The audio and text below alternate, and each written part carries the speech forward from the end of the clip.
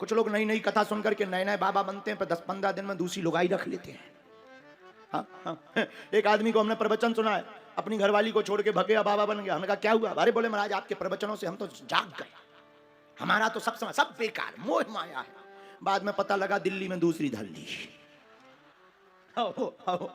उसकी पत्नी हमारे पास आई, बोले गुरुजी आप कीजिए। उनके क्या बात है बहन, क्या हुआ? अरे बोले अच्छी कथा सुनाई हमारे पति को। बोले क्या हुआ? अरे हमने कहा अच्छी क्या, अच्छी इससे अच्छी क्या हो सकती, तुम भाग्य मानो तुम्हारे पति तुलसीदास होने जा रहे। अरे बोले वो तुलसीदास जी नहीं बन रहा है। हम कहे क्या बन रहा है? बोले दो रखे।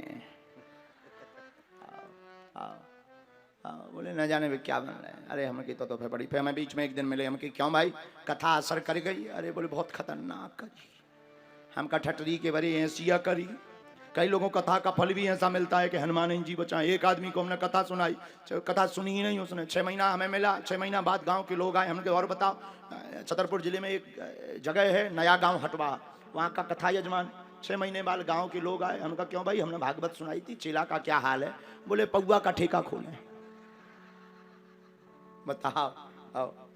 ऐसी भी कथा फलीभूत होती है। तब हमें यही बात समझ में आई कि जब शिष्य लोग, जब यजमान लोग कथा को सिर्फ मनोरंजन के भाव से सुनते हैं तो कथा काम की नहीं होती है, लेकिन जब शिष्य और यजमान कथा भाव से सुनते हैं तो वो कथा काम की भी होती है और राम की भी होती है। बोलो सीताराम, जोर से बोलो और जोर से बोलो।